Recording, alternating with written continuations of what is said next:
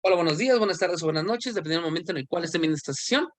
Eh, Soy el profesor Adrián, por aquí nos está acompañando Vanessa y ya estamos en nuestra unidad número 4 de nuestra asignatura de Taller de Desarrollo Humano, Autoestima. De entrada, felicidades, muchas felicidades por llegar hasta esta unidad. Si tienen alguna actividad pendiente o algún aspecto que les falte, recuerden que lo pueden seguir entregando o lo pueden seguir subiendo sin ningún problema. Muy bien, voy a compartir pantalla para ir revisando los aspectos, entonces, ¿me avisas por favor, Vanessa, cuando esté compartiendo? Ya. Perfecto. Muchas gracias. Bueno, ¿cuál ha sido el desarrollo de nuestra asignatura a lo largo de estas semanas? Primero revisamos como los conceptos de qué era la autoestima y cómo poderlo trabajar. Vimos diferentes teorías. Después vimos cómo poder medirlo, cómo poder llevar a cabo una forma de análisis. Y ahorita lo que vamos a hacer ya directamente es técnicas para poder fortalecer o mejorar la autoestima.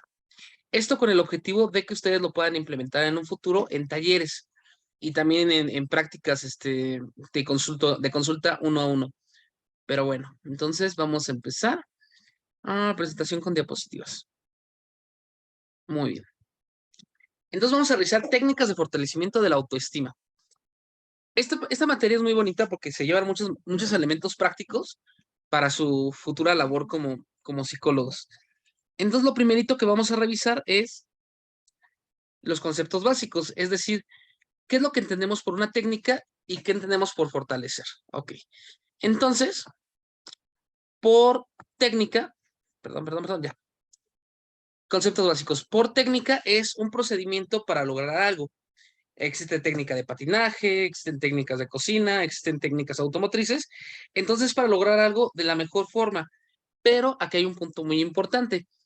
La técnica implica práctica. Es decir, si yo no practico las técnicas, no voy a mejorar. No es, por ejemplo, como aprender historia. Tú puedes leer un libro de historia, te lo memorizas y listo. Pero las técnicas las tienes que llevar a la práctica. Si quieres aprender a hacer de comer, tienes que estar en la cocina. Si quieres aprender a conducir un carro, tienes que estar en el carro. Funciona igual con las técnicas. Se tienen que llevar a cabo, tanto por el propio psicólogo que las va a proponer, como por el paciente. Entonces aquí sí vamos a pedirle mucho apoyo al paciente para explicarle que si quiere fortalecer su autoestima, tiene que llevar a cabo las técnicas que le vamos a proponer. Por otra parte, fortalecer, esa es una palabra ya muy sencillita, es el acto por medio del cual alguien o algo se hace más fuerte, más robusto. Por ejemplo, un árbol se fortalece cuando se nutre de más agua, o una persona se fortalece físicamente cuando hace mucho ejercicio. Entonces, en concreto, lo que nosotros vamos a hacer van a ser técnicas para fortalecer la autoestima. Es decir, ejercicios, prácticas y procedimientos para que la persona que nos está consultando pueda fortalecer su autoestima. Aquí lo podemos enfocar a elementos concretos, como lo veíamos con los distintos instrumentos de medición que vimos, o de forma general, ya sea que hayamos realizado el instrumento de las virtudes y hayamos visto que le falta alguna virtud, o que hayamos visto las cualidades negativas y podamos atacar desde allí, en el aspecto familiar, en el aspecto social, en el aspecto global, o directamente todo. Es lo que vamos a ir haciendo. Bueno, esta es la primera parte. ¿Tienes alguna duda o alguna pregunta, Vanessa? Vientos. Entonces vamos a seguir. Después de esto, ya seguimos con el objetivo. Es importante que a lo largo de la asignatura y de todas las asignaturas recordemos cuál es el objetivo de nuestra unidad. En este caso, nuestro objetivo es que tú como estudiante o cualquier psicólogo puede identificar las técnicas que permiten el fortalecimiento de la autoestima para poderlas aplicar. Es decir, que cuando te llegue un paciente, tú le sepas explicar y le puedas plantear estos métodos o estas estrategias para que él fortalezca su autoestima. Necesitamos tener claridad sobre cómo aplicarlos para que el paciente tenga claridad al momento de llevarlos a cabo. De lo contrario, se puede perder un poquito. Entonces es como una instrucción, vamos. Es aprender a enseñar a hacer de comer. Vamos a ver. Bueno, antes de pasar con nuestra primera técnica, hay que recordar siempre el incidente crítico. ¿Por qué tenemos tanto el incidente crítico? porque es como una forma concreta de poder poner en práctica lo que hemos aprendido. En este caso, el grupo de inmigrantes que tiene baja autoestima es como para poderlo explicar. Entonces, hay que ver cómo podremos aplicar estas técnicas en el grupo de migrantes, aunque no sea el único grupo que vayamos a trabajar, pero es como una forma sencilla. Entonces, empezamos. Tenemos a la modificación de pensamientos automáticos. Y bueno, ¿tú sabes o has escuchado qué es esto de los pensamientos automáticos, Vanessa? ¿O a qué te suena? O sea, creo que es cuando una persona, pues prácticamente luego le llegan pensamientos negativos, o sea, porque le pasó alguna situación o porque está viviendo algo feo. Justo. Muy bien, Vanessa. Sí, entonces los pensamientos negativos, estos pensamientos automáticos, es que de forma inmediata, cuando estás pasando algo, te llega el pensamiento. No sé, alguien dice, alguien quiere participar y te llega el pensamiento de, no, tú eres muy tonto. O tú quieres correr y dices, ay, no, ¿para qué? Si no, lo vas a dejar los 3 días. De hecho, encontré esta caricatura y es como muy representativa porque los pensamientos automáticos se disparan, pero te van a destruir a ti mismo. Entonces es como un proceso mental que hemos interiorizado que afecta a la propia persona. Entonces lo tenemos que detener. Es como una persona que haya aprendido que está bien golpearse, pues no, hay que explicarlo, pero de forma mental. Dato importante sobre los pensamientos automáticos. Los pensamientos automáticos pueden ser positivos o pueden ser negativos, ¿ok? Nada más que usualmente los que predominan son los negativos. Es decir, puede ser que cuando te vas a enfrentar a algún problema o algo así, digas, yo puedo, o yo lo voy a lograr, o me parece que es algo muy bueno. Eso es bueno, eso es como un reforzador positivo de la autoestima. Eso es algo deseable. El problema es que muchas veces son negativos y como tú bien lo señalas, te pueden traer muchos conflictos o muchos problemas. También, esto surge con alguna de las teorías que vimos al principio, bueno, con varias de las teorías que vimos en la primera unidad, pero el problema surge por la comparación con otros. Es decir, el pensamiento automático negativo surge del momento en el cual nos empezamos a comparar con otras personas. Entonces yo digo, yo voy a participar en la carrera, pero como sé que hay corredores más rápidos que yo, automáticamente me voy a autosabotear y ya voy a decir, no, pues es que, ¿para qué si el otro es más rápido que yo y me va a ganar? O más fuerte, o más bonito, no sé. Y ese es un gran problema. También es un gran problema porque en la sociedad contemporánea estamos siendo bombardeados constantemente de modelos muy inalcanzables. Y al ser bombardeados de estos modelos, los pensamientos automáticos negativos se van a incrementar. Por ejemplo, si has visto estos comerciales de crema y demás, ¿no? Esos comerciales normalmente son Photoshop, entonces es imposible tener la piel así de bonita. Entonces, el problema es que cuando tú te comparas con esos, bueno, no tú, o sea, todos, cuando nos comparamos con esos, pues llegamos a decir o llegamos a considerar, pues yo estoy mal o no vale la pena y tenemos que ir como lidiando con ello. ¿Cómo lo vamos a hacer? Dentro del primer semestre, llevaste una materia que se llamaba teorías y escuelas psicológicas o algo así, ¿no? Bien. Dentro de esa asignatura, por ahí te has de acordar que estaba una que era el enfoque cognitivo-conductual. Bien. ¿Qué recuerdas del enfoque cognitivo-conductual? Que se enfocaba mucho en la conducta de las personas, o sea, en cómo son dependiendo de ciertas situaciones, de sus pensamientos, de los sentimientos que llegaron a tener, de este tipo de cosas. Perfecto, muy bien, Vanessa. Sí. Entonces, mira, a diferencia de, por ejemplo, otros estudios como los psicoanalíticos que van mucho al pasado, tratan de hacer una vuelta por allá, cognitivo-conductual dice, no, vamos a ver cuáles son las conductas que está teniendo la persona en estos momentos, cuáles son las estructuras cognitivas que posee, y a través de ello hacer una modificación para que esta modificación tenga un aspecto positivo. Esta técnica va hacia allá. ¿Cómo la vamos a hacer? Bueno, lo primero, estas grafiquitas que te estoy poniendo están directamente en la unidad, para que no te preocupes. Lo primero es como un registro. Un registro, esto lo propone Elías Roca, y es un registro en el cual la propia persona que tiene problemas de autoestima tiene que llevar un conteo de los pensamientos negativos que ha tenido en el día. Entonces, aquí va a poner la fecha y la hora. De hecho, si digamos, si los vemos cada semana, le podemos pedir No, pues haz un registro de tus pensamientos negativos en una semana. Va a poner la fecha, la hora, la situación en la que se presentó. Por ejemplo, yo estaba en una fiesta, esa sería la situación, y me llegó el pensamiento automático de que nadie quería estar conmigo, ¿ok? Me sentí triste, decidí alejarme o decidí irme a algún rincón.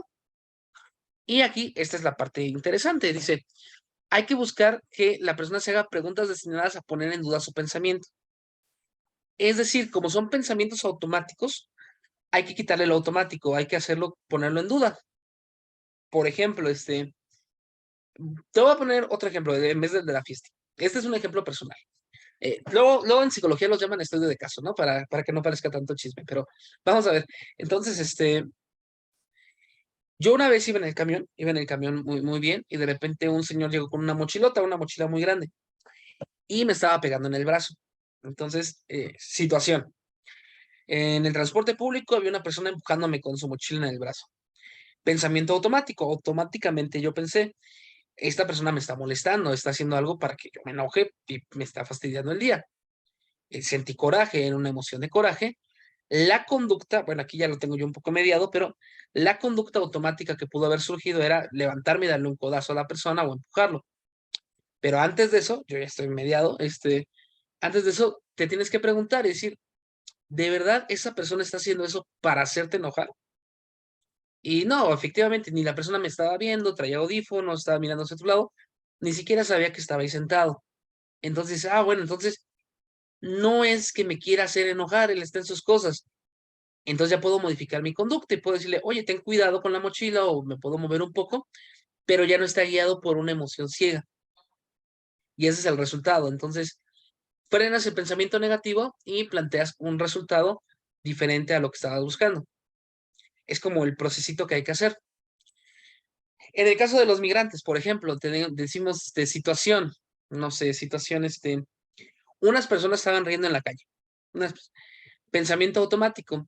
Se estaban riendo de mí porque hablo mal inglés. ¿Ok? Sí, efectivamente todos lo decimos, ¿no? Alguien se ríe, se está riendo de mí. Entonces, el pensamiento automático puede ser, están riendo de mí porque hablo mal inglés. La emoción, pues, es coraje y pena o vergüenza. Ahora, la conducta podría ser alejarse, podría ser otra cosa, pero aquí lo interesante es cómo podemos poner en duda este pensamiento.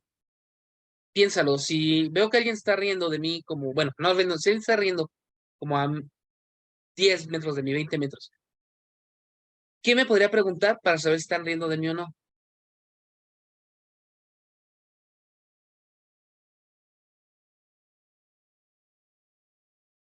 Podemos tener muchos abordajes, por ejemplo, podemos decir podemos decir, por ejemplo, yo conozco a esas personas, pues no. U otra, ¿no? Esas personas dijeron mi nombre, tampoco. Esas personas, me están volteando a ver, no. Entonces, no te están hablando a ti. Si no te están hablando a ti, modificas tu conducta y ya puedes irte por otras partes. También, esto también puede ocurrir de otra forma, ¿no? Digamos, situación. Me está gritando una persona por ser inmigrante. Me está gritando una persona por ser inmigrante. Pensamiento automático. Esta persona me odia. Emoción, pues coraje. Conducta, me quiero pelear. Pregunta destinada a poner en duda el pensamiento. Aquí es, ¿esa persona de verdad es racista? Y si la respuesta es sí, sí, efectivamente es racista, te está atacando. Aquí no hay forma de evitarlo. La pregunta es, ¿qué tanto te tiene que afectar lo que diga una persona que ni conoces y que probablemente no vas a volver a ver? Y ya desde ese punto, pues sí, te tienes que defender, tienes que ponerlo, pero ya no lo haces desde el coraje, ya lo haces un poquito más calmado. Y es más o menos esta primera estructura. ¿Más o menos se entiende, Vanessa? ¿Dudas, preguntas? Va. Entonces seguimos. Esta misma propuesta se va a complementar con lo siguiente. Es el modelo ABC. Es decir, vamos a revisar la situación concreta, las cogniciones, es decir, las emociones y los pensamientos que surgen, y las consecuencias emocionales y conductuales físicas de la persona. Hay una situación, me genera ciertos pensamientos y ciertas emociones, y esto se ve reflejado ya en conductas físicas y en aspectos emocionales. Llorar, pelear, caminar. Es como la cadenita. Aquí lo importante es que tenemos que trabajar en las cogniciones, porque la situación no la vamos a cambiar. Bueno, sí se puede cambiar, pero cuesta un poco más de trabajo.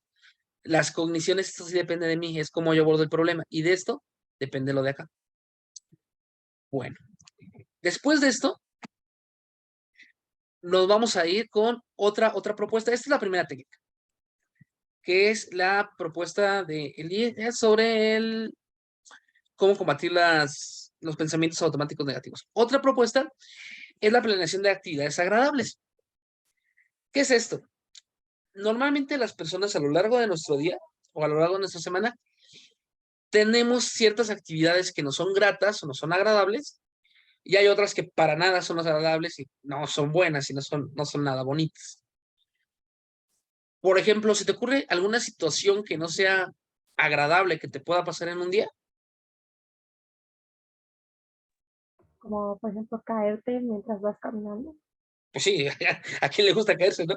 Muy bien. Entonces sí, caerte puede ser una situación desagradable, tener un jefe molesto, tener un compañero Mm. irritable, tener un vecino que le gusta mucho la música, y pues no, ¿cómo se llama ese? Bueno, un músico, para no afectar a cualquiera que esté escuchando. Entonces, tenemos como todos estos aspectos negativos que te van abonando, pero también tenemos aspectos positivos. Puede ser que se vaya a estrenar un capítulo de tu serie favorita, que comas un helado, que saques un 10, eso, que saques un 10 en una materia, que te pueden pasar cosas positivas.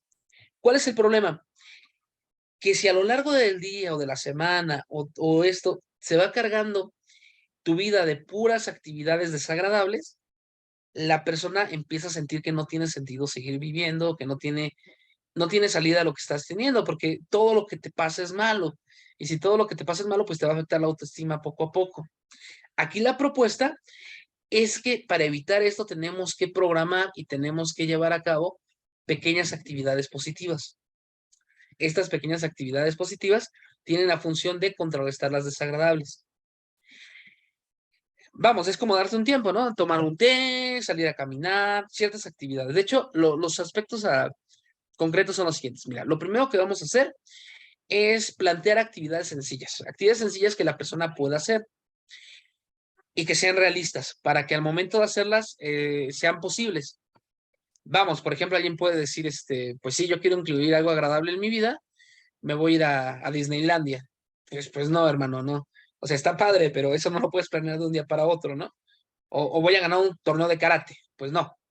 Aquí lo que tenemos que hacer es pequeñas cositas. Por ejemplo, si quieres ir a Disneylandia, pues una actividad agradable puede ser guardar un poco de dinero y poner en un calendario una estampita de Mickey de que vas a ir a Disney.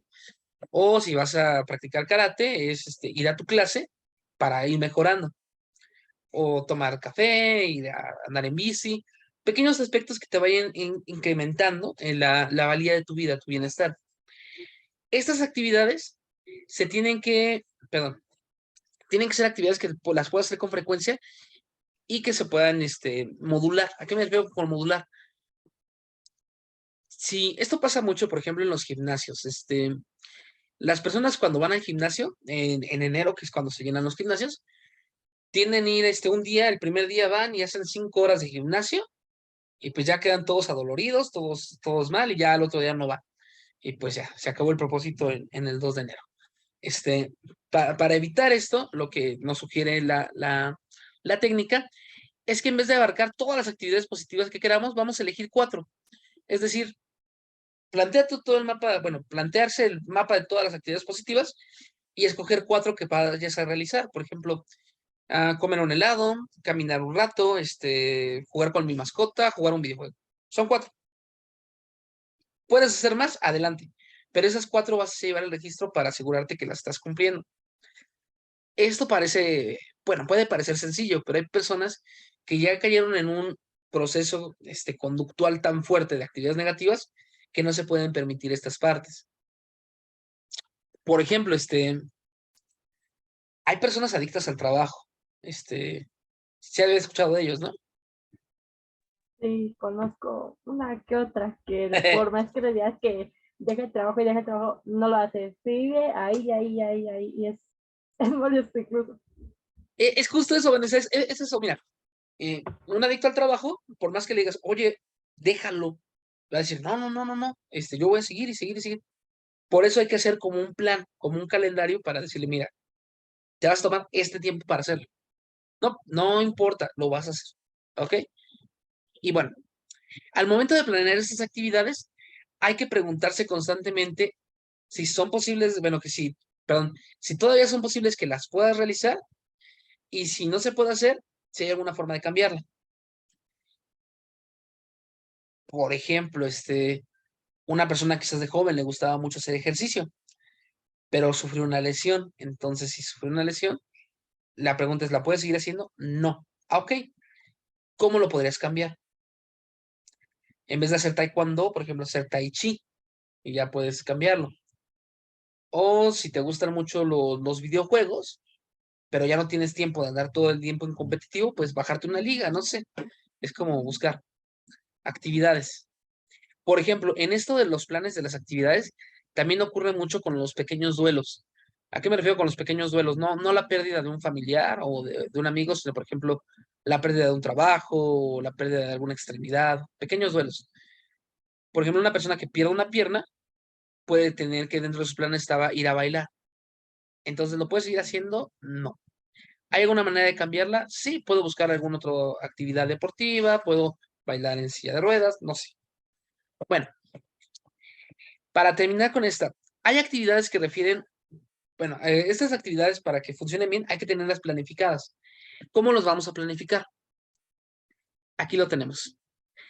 Hay que pedirle al paciente, después de explicarle esto de las actividades agradables y desagradables, que escoja 4, hay que pedirles que sigan una cierta rutina. Entonces, que apunten, por ejemplo, aquí, su primera actividad agradable, comer helado. ¿Qué material o preparación necesitas? Pues tener helado. Entonces, si tú quieres tener esa actividad agradable, procura que en tu refri haya un helado.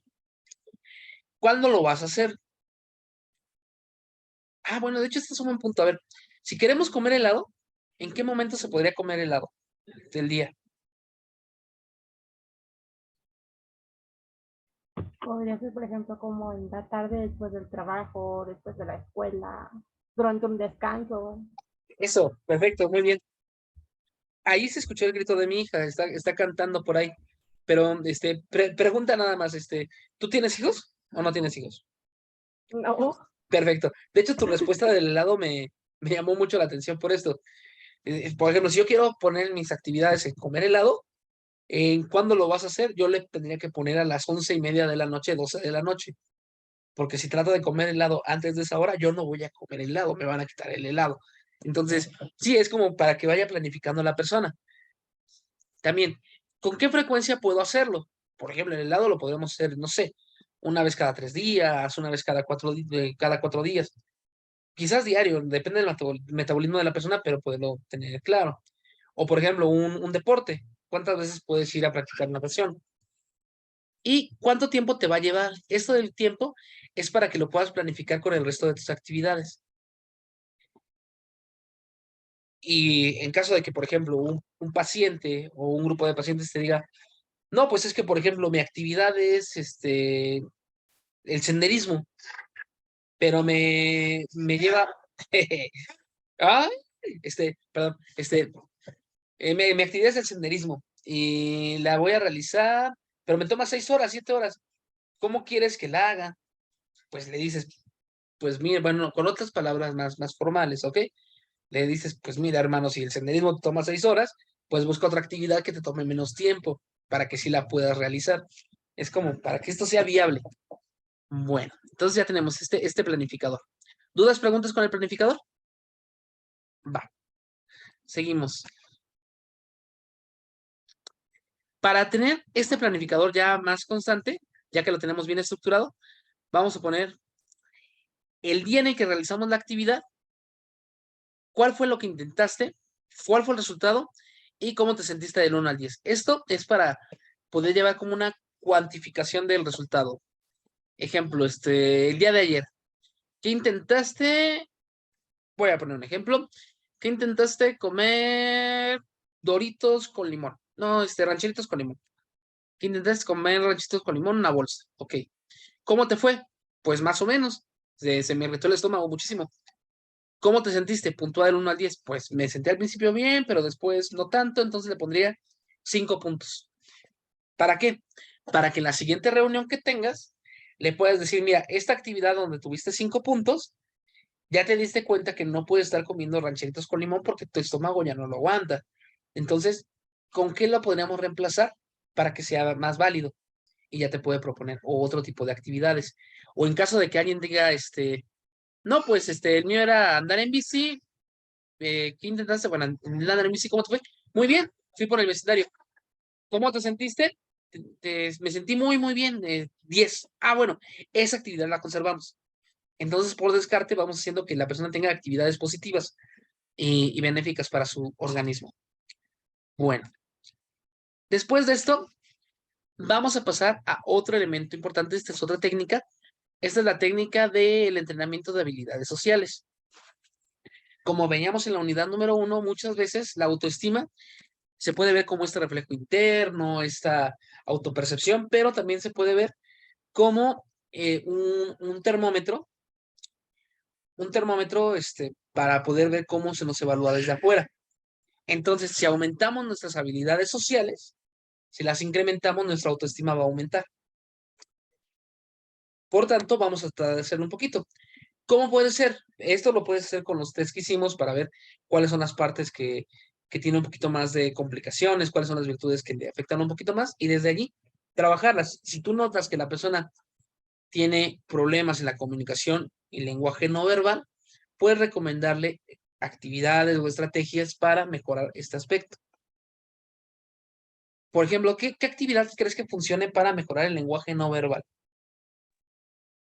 El lenguaje no verbal. ¿Cuál? El lenguaje no verbal. Ajá, sí. mm, a ver, pues yo, por ejemplo, cuando trabajo con mis niños, pues como no siempre hablo con ellos porque mis niños son especiales, algunas veces uso, por ejemplo, tarjetitas para que ellos me indiquen como qué cosas quieren o qué cosas necesitan. Y algunas veces incluso aprendimos el lenguaje de las señas, a hacer el lenguaje con las manos para que me digan como qué quieren, o si necesitan algo, si necesitan ir al baño o cosas así. Bien, bien, bien. Sí, sí, sí. Pregunta nada más.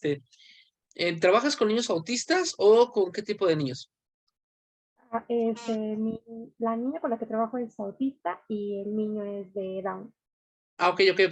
Muchas gracias. Nada más era duda. Pero sí, efectivamente, recursos visuales, lenguaje de señas y otro tipo de cosas ayudan bastante. También, por ejemplo, en el caso de ciertos, bueno, ya es que el autismo es un espectro, ¿no? Entonces, dentro del espectro autista hay ciertas personas que no identifican los rostros, bueno, las emociones en los rostros, entonces hay que practicarlos mucho. Pero eso que señalas de las tarjetitas está perfecto. Otra actividad podría ser, por ejemplo, ir a una clase de teatro, leer un poco sobre las señas y demás. Igual, entonces vamos a revisar cuáles son los aspectos que le falla en la relación con nosotros, ya sea la comunicación uno a uno, el hacer o rechazar peticiones. Muchas personas no saben decir que no, entonces hay que apoyarlos para que puedan manejar. Es que está complicado, ¿no? Decir que no, pero ahorita vamos a ver algunos aspectitos. Bueno, también cómo resolver conflictos interpersonales, porque hay muchas personas que también tienen baja autoestima porque dicen, es que yo siempre que hablo con alguien termino peleándome. Y cuando le preguntas, bueno, vamos a ver, ¿cómo resuelves un conflicto? Pues la persona me dice que no está de acuerdo conmigo y pues aviento la mesa. Y pues, bueno, ¿qué te parece si trabajamos una alternativa a aventar la mesa? Y de esa forma te comunicas mejor. Bueno, también pedir cambios de conducta, o sea, pedir cambios de conducta tanto de la persona que sean nocivos o no socialmente aceptados, como también de los otros, responder asertivamente a las críticas y manejar comportamientos racionales. Muy bien. ¿A qué nos referimos con esto de responder asertivamente a las críticas? Entender, bueno, esto es yo soy filósofo de origen. Entonces, Séneca, por ejemplo, decía que si alguien te critica algo y ese algo no tiene que ver contigo, pues ¿para qué te enojas? O sea, no tiene sentido. Y por el contrario, si alguien te critica y es algo que tiene que ver contigo, pues agradécele porque vas a mejorar. Entonces, es como una forma asertiva, ¿no? Decir, si te dicen, es que te trabas mucho al hablar, que no lo tomes como, no, pues ya no sirvo para nada, ya no voy a hablar, ya no voy a escribir, sino decir, bueno, con eso puedo mejorar y puedo avanzar mucho. Cosa que, por cierto, tanto a los que están bien a distancia como esta Vanessa, pasa mucho al momento de escribir, que muchas veces cuando escribimos nos dicen, es que por aquí no va. Y puedes decir, pues ya no escribo nada, ya. Pero no, es ir mejorando poco a poquito. Bueno, y también manejar comportamientos irracionales. Esto lo podemos complementar con la primera técnica, al ver por qué te estás comportando de esta forma y cómo canalizarla hacia una mejor resolución. Un ejemplo muy, muy básico. Bueno, yo trabajaba hace mucho tiempo en un cine, yo trabajaba en un Cinemex, y de repente entró un compañero, él venía de una cadena de otros alimentos, venía, y un cliente lo trató mal, un cliente le habló feo. Entonces el compañero fue a la zona de atrás a los hielos y le escupió al vaso del señor y luego le sirvió los hielos. Y así, exacto. Eso es un comportamiento irracional, es un comportamiento irracional. Ahí no éramos psicólogos ni nada, entonces lo único que le dijimos fue, oye, no puedes hacer eso. Y demás, aquí sí como psicólogos tendrás que trabajar y decir, es que mira, ese comportamiento que haces es irracional. Eso no lo puedes hacer en una sociedad, hay que modificarlo radicalmente.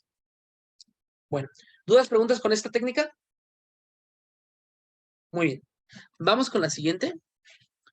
Y, bueno, perdón, estos son los pasos a seguir de esta técnica. ¿Cómo le vamos a hacer?